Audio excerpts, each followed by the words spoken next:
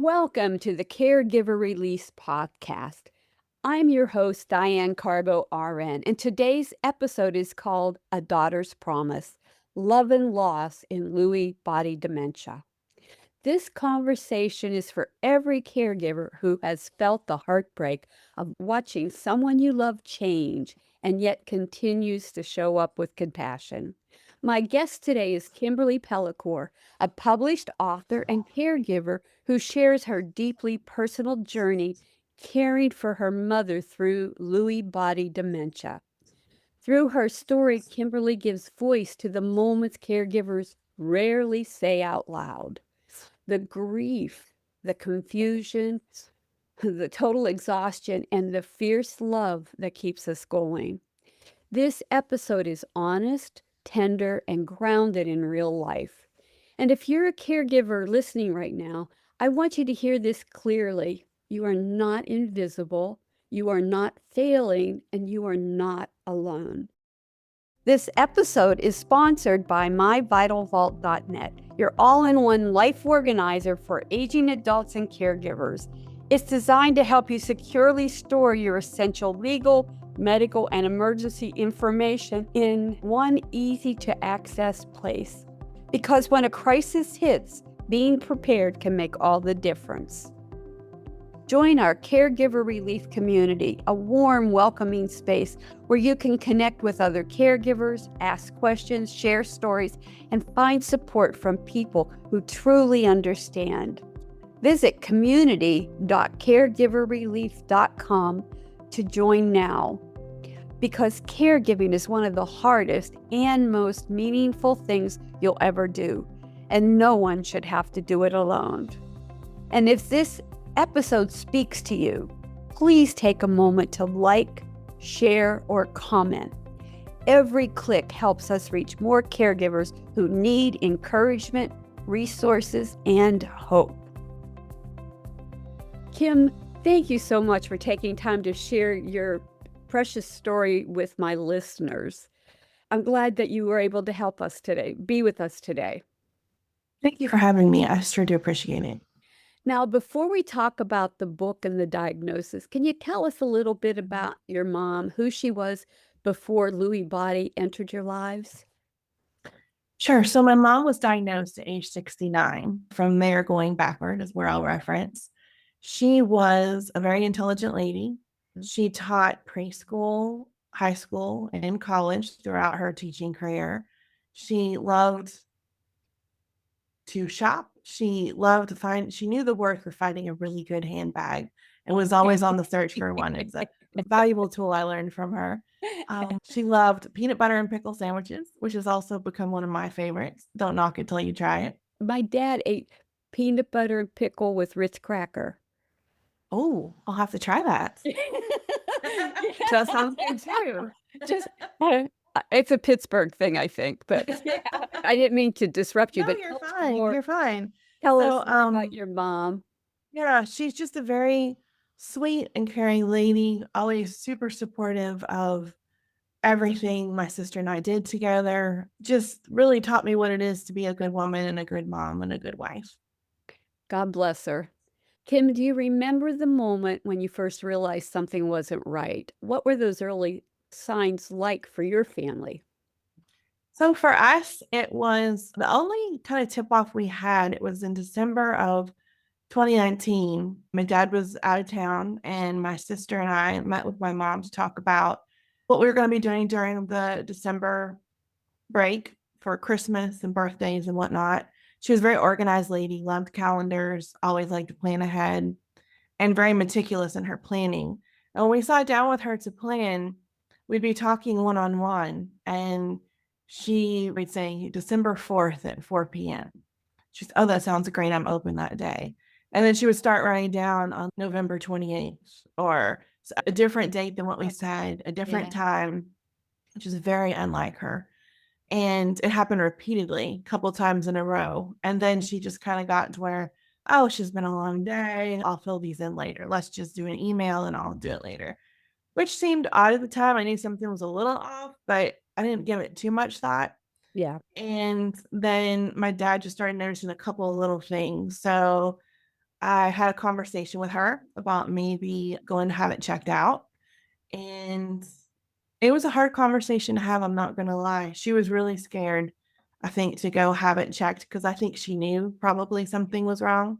Yeah. Initially, the doctor told us it was a vitamin B shortage, which she did have.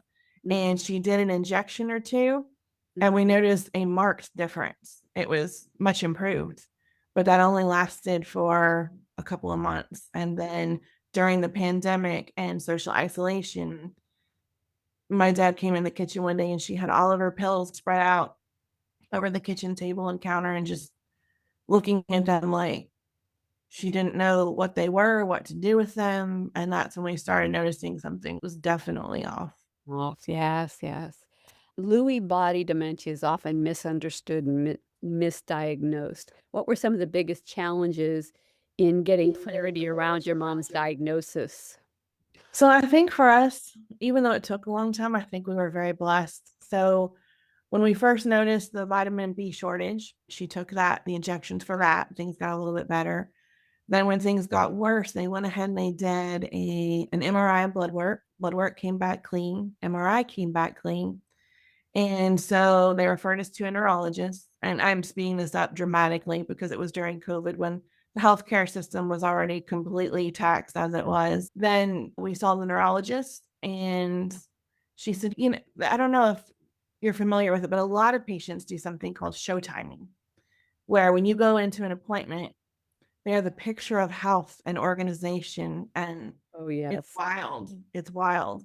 And then as soon as you leave, it's gone, and whatever was there before comes back with a vengeance. And so she was the picture of health during that appointment. But my dad did describe some of the things they were seeing. So they sent us to I don't know how to describe it, just a professional testing facility that's here in Texas. A And it was probably, neuropsychologist? Was it neuropsychology tests? I'm going to be honest, I don't remember. Okay. It most likely was. Yes, yes. The testing period was like 4 to 6 hours, I want to say, or Yes, maybe it yes, was up yes. to 8. It was long. And I think looking back on that is to test for cognitive endurance in part Yeah, because they can only show time for so long before the wheels kind of come off and you exactly. know what's going on. So she made it through part of 4 hours and she knew that something was wrong because they had her do puzzles. They asked about her social life. Do you do things with friends? How much are you at home? And things I think just got a little too real. And so we laughed. And by only what I can describe as a miracle, we got her back the next day to finish it. She was willing. And then they called later and said, we feel pretty certain it's Lewy body. Wow. You're very blessed that you were referred to a neuropsychologist for the testing because Yes. I can tell you right now that many doctors don't do that, and families go through so many things before they get diagnosed.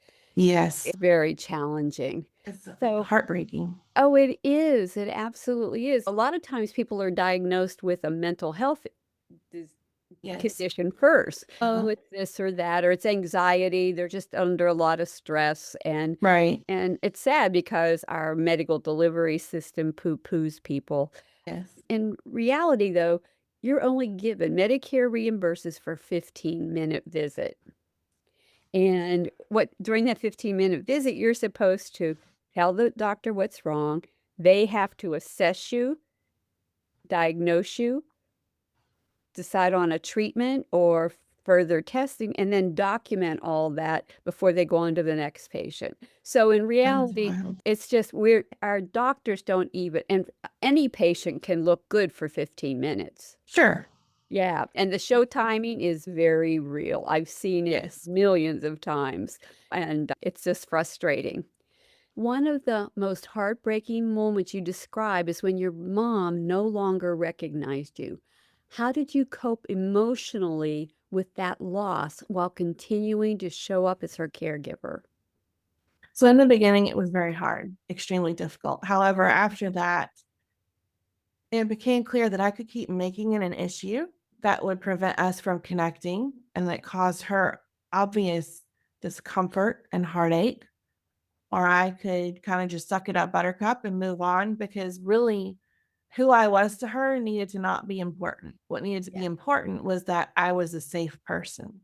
And there were days where she didn't see me as a safe person. There were days where I was a college roommate or a sister, where she does not have, or I think I was even an FBI agent one day. Like, it's just Ooh, very different. I never was quite sure what to expect. yes. However, as long as I was on the right side of it as a safe person, Yeah. that became more important to me than anything else. Absolutely, absolutely, and you just have to be able to embrace those moments because Absolutely. when she thought you were an FBI agent, Lord knows how she was responding to you, and then that makes it makes it so much more challenging to provide care when they're paranoid or afraid of you. Very much, very It's much. And I think for her, she liked to do her walks outside, and that became an issue because wandering started to become an issue. And I remember trying to explain to her that we wanted her to go with one of us just for extra safety. And I think I said the word safety. And I think that's where the FBI came in, because she instantly thought someone might be after her, or was I an agent that was trying to help keep her safe? And it took a while to realize maybe that was a poor choice of words on my part, and how to redirect a little bit next time so we wouldn't have that same But issue. the next time you say it, it may have a totally different response, and your Exactly. word of choice is if that it makes sense to you, but I love that she thought somebody was chasing her. I She loved to watch mystery shows all the Of time. course, that's where it comes from, Yes, yes, so I yeah. have a feeling that kind of flowed from that as well. Yeah, oh, I can't imagine the books I read and watch TV shows, that's what you're gonna say to me, what I'm gonna say to my kids. Your book does a wonderful job of balancing science with lived experience. Why was that so important for you to include both in the book? I knew from the beginning, if I was picking up this book and reading it for the first time, when I started out, when I was researching, there wasn't a ton of information. What was Exactly. there was very clinician or research based, in terms of it was at a level that didn't necessarily compute to my day-to-day interactions with my mom Exactly, and yep. how to do that better. So I thought, if I'm a new caregiver that's really at the end of my rope and I'm just really trying to get through and figure out what are the things I need to know, Yeah. that maybe that summary of science in the front would be very helpful. And I wanted somebody to do it who really knew what they were doing versus just what I saw. I wanted that combination of the two so that they could get both, and it gives them a foundation, or that if they choose to research more, then they have that opportunity. But it's just enough in a short period of time, because the book is designed for caregivers to be able to read a chapter like while their loved one's taking a quick nap, or if they have 20 minutes while their loved one is being visited by a friend. It's very easy to go through a chapter. So I wanted the science chapter to be there, but be somewhat short, so that they could go through it at their own pace and have time to really understand it, and then turn their attention back to their loved one. One of the things I liked about that approach is our caregivers, our healthcare professionals don't have time. They don't really know what a family goes through. And Correct. you can be talking to a nurse who works in at the ER, and they don't know that people develop dementia and they go through rehab. Or Yes. I just did a podcast with an intensive care nurse who teaches the professionals how to do CPR, and he never thought about all the things that we do in long-term care to keep a person alive, and never thought about the implications that would make. Yes. Your book does a really good job of putting things together to make sense and give the caregiver just enough, because their journey may be very different from yours, Exactly. but at least they know that the reason behind some of it. And I really appreciate that. Yes, that was important to me too, because I noticed you don't want it to ever come from a place where there's a lot of judgment, right? We're all Yes. doing the best we can with what we have at the time, and that's all you can do. Yeah. So, the goal of the book was to share what we went through personally, what worked for us, what didn't, Mhm. particularly myself, mistakes I made that I wish someone had told me at the beginning, hey, maybe try this instead of this, because I think it would have saved mom and and my dad just a whole lot of angst over it, Yeah. the whole situation. But yeah. You write openly about anticipatory grief. And I know many caregivers have no idea what that even means. So, can you explain what it looked like for you and why caregivers need permission to talk about it? Absolutely. So anticipatory grief, I feel like there's too many people that think or that grief in general is something that takes place after a loss. And that's just generally how it's portrayed. However, I think it can also apply to loss of relationships, loss of a job, loss of losing your loved one to a memory disease in stages, because you lose, in my experience, I'm losing my mom a little bit more every day. There's something she can do this week that next week she won't be able to do. Yes. And so you are losing that, as well as there comes a point where my mom's in the late stages. She's bedridden. She can't converse. She mumbles a little bit, but nothing that's you can make sense out of.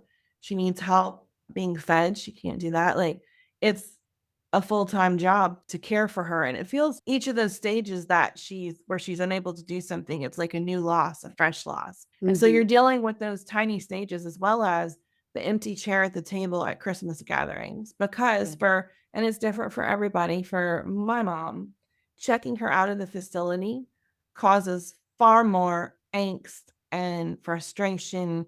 At this point, that's not something we would do anyway, but in the earlier stages, it was not helpful to her. Yeah. It would have been nice to have her at the table to join the family, but she didn't know us. She wouldn't have been comfortable. And changing that environment can be a trigger for a lot of people who are living with dementia, because it's a very different atmosphere. So I think anticipatory grief can look different for everybody. For myself, when mom was diagnosed, I had two teenagers at home. Now I have one in college and the other's about to head that direction. It was it was seeing it through my eyes and seeing it through their eyes. When you go to buy a prom dress, and that's something grandma might have come and done, and we'd had lunch together and made a day out of it. Yeah. There's a palpable, just an absence there that's palpable. It's a little bit heartbreaking. So with every joyous occasion, there's a little bit of sadness because she's not there. Yeah.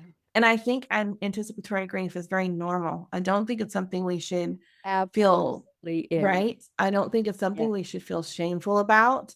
I think it looks different for everybody, but however you process it, I think it's important to process it. And for me, that looks like talking to somebody, whether it's a close friend or a family member or a licensed therapist, any of those things, to just download the thoughts that you're processing. And it helps us make sense of it so that we don't. I think as caregivers, we often compartmentalize because we're just trying to make it to the end of the day, right? Yes. So being able to take a little bit of time for yourself to process that, I think opens us up to be able to do our jobs better and just live our lives a little bit better. I think one of the universal ways of that people with somebody with dementia have ongoing anticipatory grief is the moment when you see their eyes light up and they know who you are, they recognize you, and it's like it gives you a sense of, oh, they're back. How long are you going to stay? And Yes. then the very next moment, their eyes go blank and they're no longer that person that we knew in the past. And that's where you grieve every single time a loss. And that's truly Yes. anticipatory grief. And people don't realize it. And I love that you give people the permission to talk about it and tell them about your experience, because people don't know. Many feel guilty because they're tired and they're worn out and they're sad and they don't know why. But it's Right. they're grieving their relationship, they're grieving maybe the changes in their own family dynamics. It just Yes. depends. Yes. Exactly. And it's also when you go see them, sometimes I saw mom yesterday and was with her. And when I walked in, I got a smile for about 1 second. And I Yeah. knew it wouldn't be there long. And it's Yeah. probably been about 9 months since I've seen one. Yeah. So that moment was gold and I loved it. There was a little sadness when the smile left, but I think also is important, particularly when our loved ones get to the later stages of dementia. It's learning that, and really all the way through, I think it applies when you're having a challenge or an obstacle that they're facing because of the dementia. You either can choose to work through it, or you just accept that, okay, my person is not, this is not my person. I'm not sure what's happening here, but this is not typical for them, right? So at that point, you have to just kind of, okay, this is not them making this choice or this decision. This is the Yeah. disease that they're living with. And for me, separating those two things has been instrumental in being able to move forward. Yeah. Yeah. You mentioned something before about not having mom at the holiday table, birthday table, or whatever. But I want you to know a lot of facilities, depending on the facility, will let you bring food in and Yes, have a family event. You have to be aware of what stage are they in and how much activity can they handle, how much stimulation. And it may yes, be a very somber event in one way because they can't handle all the interaction. And right. another time it can be really fun for them where they're, Yes. hey, cake always wins when yes. Never a bad time for cake. And people eat better. I don't know if your mom's still eating or not, but She is. people eat better when they're around other people Yes, and sitting down. I encourage families, take a meal in and make absolutely. an event of it. Even if it's just you and your mom, it just makes it special and for you. Even if it's Yes, not for her, it's for you because you feel like you have a need to maybe you may connect at that moment and that would right. be beautiful. And I have to say, we're very blessed because the memory care facility that she is in, they do big celebrations for Thanksgiving and Christmas and a Mhm. lot of the holidays. So they Yeah, do encourage families to come in, which is something we I'm always glad. partake in. Yeah. It's a really neat way to connect with them. But like you said, there are good days for that and there are bad days, but Yeah. it's never, I don't believe it's ever a choice our loved one makes. I think it's what the disease is, how Exactly. it's operating in that day. That's one of the things a lot of caregivers don't understand. They're upset because they think their parent has actually chosen to act out or chosen to be aggressive or aggravated, and it's not their choice at all. They cannot Mm-mm. control it, and that's really a tough one. It Now, is. I think that's one of the most valuable things to just try to put ourselves in their shoes. The times we're the most frustrated, I found that to be a valuable tool because my mom would tell me she saw something and I would be like, it's not there. Look, it's not there. And I wasted so much time and energy oh God, yeah. trying to prove logic, which was not helpful to her at all. She No. just got more irritated and agitated, and understandably, because her brain is projecting that image. Yeah. So she is seeing it, and I'm Yeah. telling her I don't. So if I were in her shoes, I that would just make me feel very unsafe, very frustrated, very just suspicious of things, I think, because I know what I'm seeing, right? I can't Yeah. help Yeah. that this I person think doesn't. she's dumb or she's just not gonna Yeah. tell me the truth. Yep. Yeah. From my perspective as an old lady. What's wrong with her? Why can't she see that she needs to get her eyes fixed? Now, you talk about respite care and memory care decisions, and they often come with such terrible guilt. How did you navigate those decisions for your mom? So for respite care, actually, that decision was made a little bit for us. There was a day where my mom and dad had gone out to lunch and they actually had a really nice lunch. They had a great time together. Got back home. They've been married for over 50 years. And he opened the door to go inside the house. She was inside the house first, slammed the door and locked him out. And then at one point ran out of the house to the neighbors to call the police because she did not recognize him. Didn't under She knew him in the car, but all of a sudden didn't. It can change on a dime. Yes, they And so the EMS showed first, and he made a specific point. Maybe his delivery wasn't the best, but it was still helpful information. It was just that they can only make so many calls before they have to choose to place them somewhere themselves if it becomes a repeated thing, because I think for many it can be. So that was like a wake up call. And then the police that showed, really nice gentleman worked with us and talked to us. And he said, my grandmother went through something like this. we ended up doing home care. It's something you probably need to think about. As luck would have it, like literally the week before, I had started just doing a real quick and dirty research of some places around town that might work if we get to that point. So we called somebody, they came out and did an assessment, and then we had somebody there just enough during the day where my dad could get a little bit of a break, because that person that's there, it wasn't necessarily they needed help doing things at that point. It was a buffer. So when she didn't know dad or became scared or paranoid, she had another person she could talk to. Yeah. So that decision was made for us for a while. And that actually flowed over into admitting her to memory care. I knew my dad's health was suffering. She was up all hours of the night and would wake him up. She was convinced there were other people living in the house.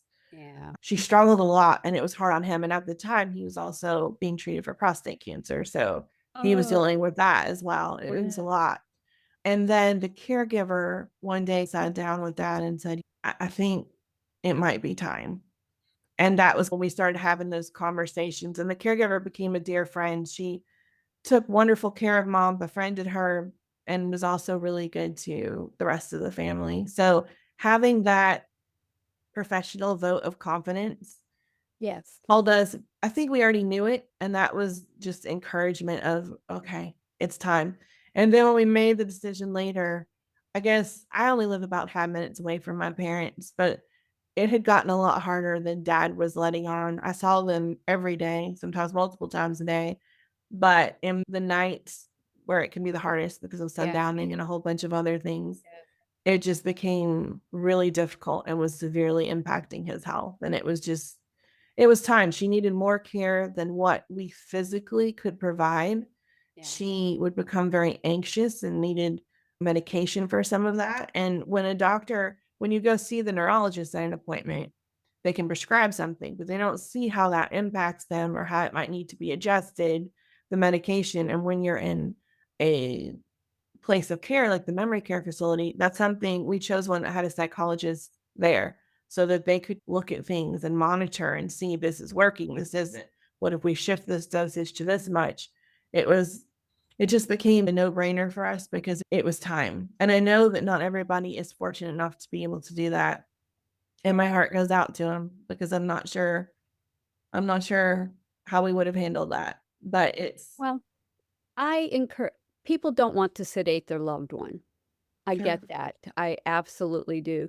But there are times in a disease process, especially with different types of dementia, where aggression and sexually inappropriate behavior occurs. And the aggression, and when you start fearing for your life or fearing that they're going to hurt themselves or hurt others, you have to take a step back, and as hard as it is, you may have to sedate somebody for a period of time. And with Lewy body, the very drugs that you give to sedate them can have a paradoxal or opposite Yes. effects, and then it agitates them.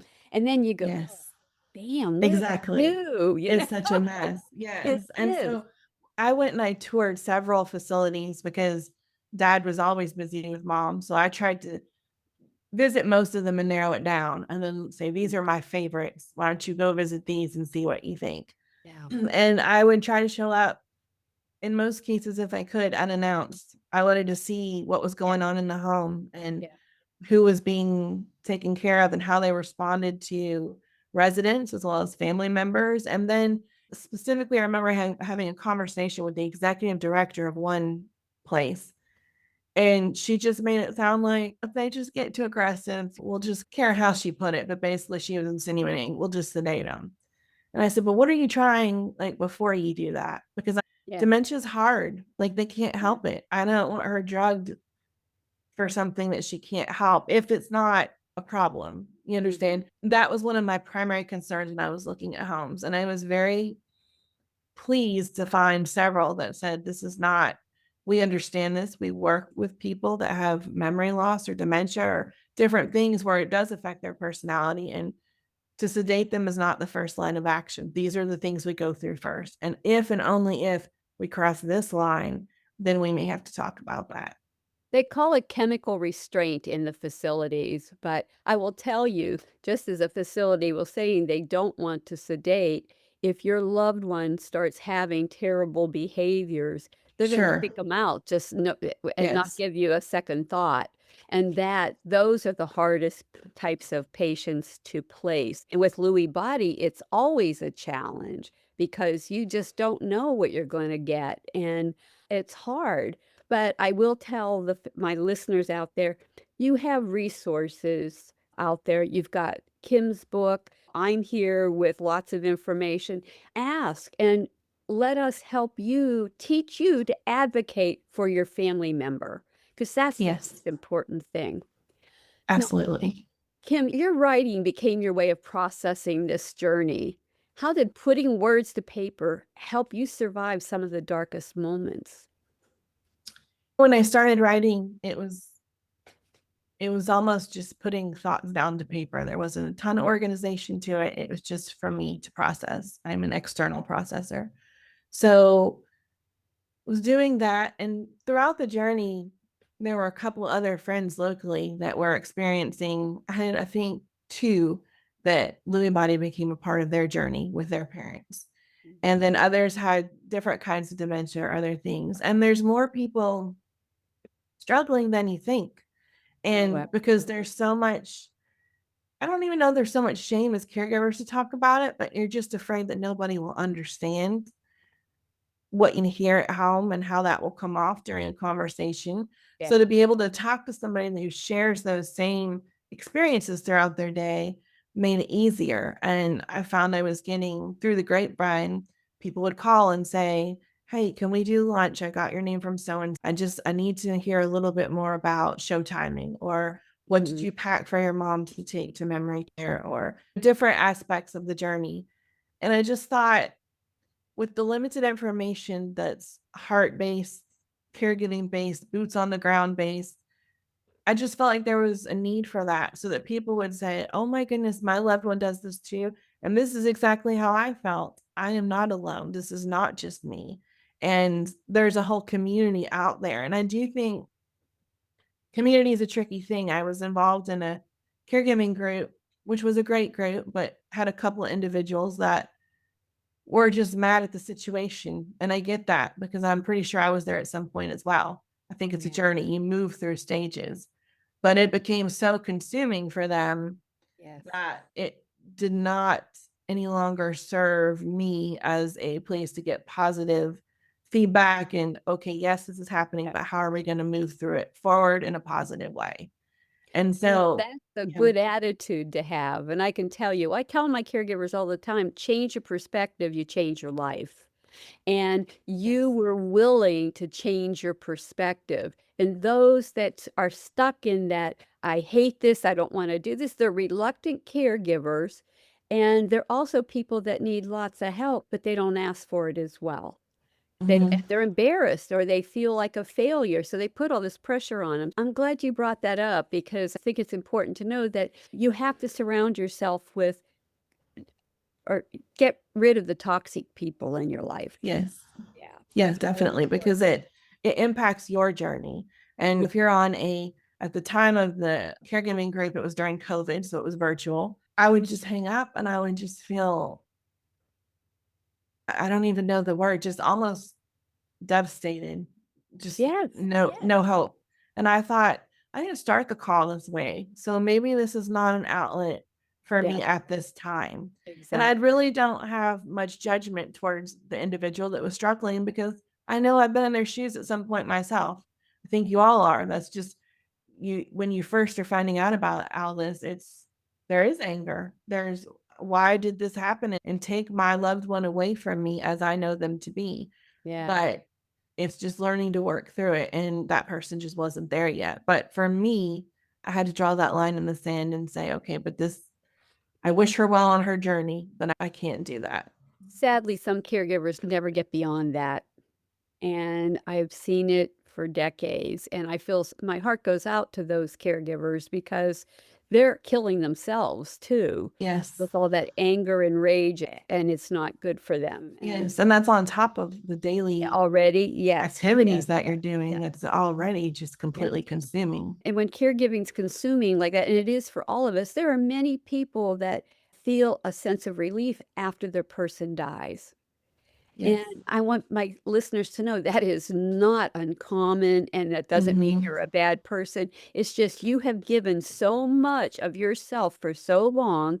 You've neglected your health, you've neglected your outside relationships and Yes. hobbies or anything. You haven't had fun. Your whole life is 24/7 on one person for Mm. years sometimes. Yes, it would be a relief because you're just a mere shell of the person you were before, and Yes. because and you need to rebuild that up. Yes. And I think it's relief. And I also think, for at least for me anyway, there's been a new search for identity because my mom's journey is a little over 6 years now. She's still doing, her vitals are good, but she's bedridden and she doesn't see really or hear or not aware of her world in real time at all. Yeah, So it's, yeah, it's very difficult, but it's, challenge. yeah. Now, your book reminds caregivers that their loved one doesn't for didn't forget them. Lewy body dementia took those memories away. Why is that distinction so important? I think it helps you separate, it helps you make sense of your circumstances.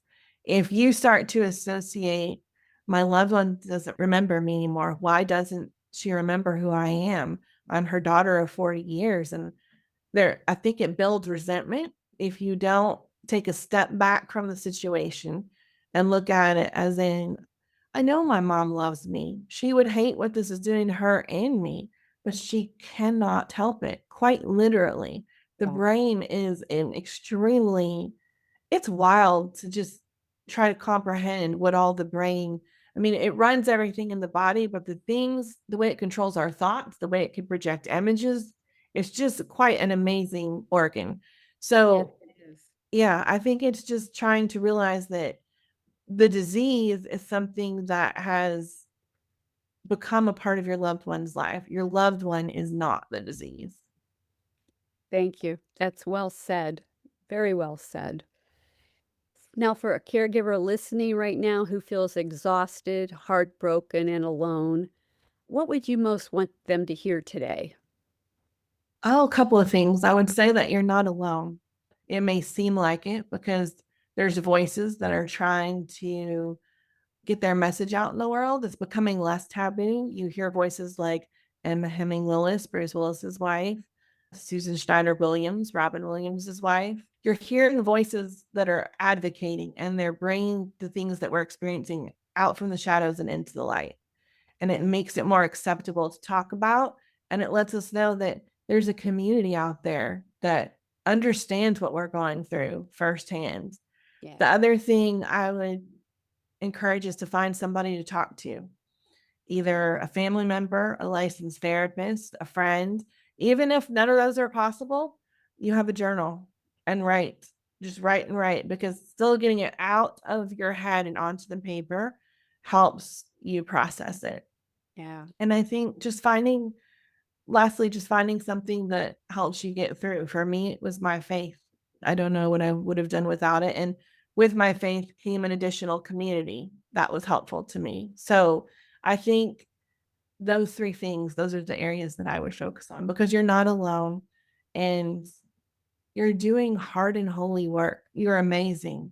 If nobody's told you today, you are amazing. And your loved one is so grateful for all that you're doing. Absolutely. Kim, how do people find you and find your book? So, my book is titled A Guide for Lewy Body Dementia Caregivers Caring with Compassion. It's available on Amazon.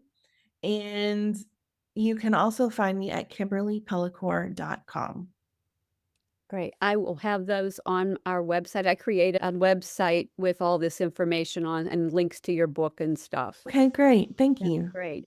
To my family caregivers out there, you are the most important part of the caregiving equation. Without you, it all falls apart. So please learn to be gentle with yourself. Practice self care every day because you are worth it.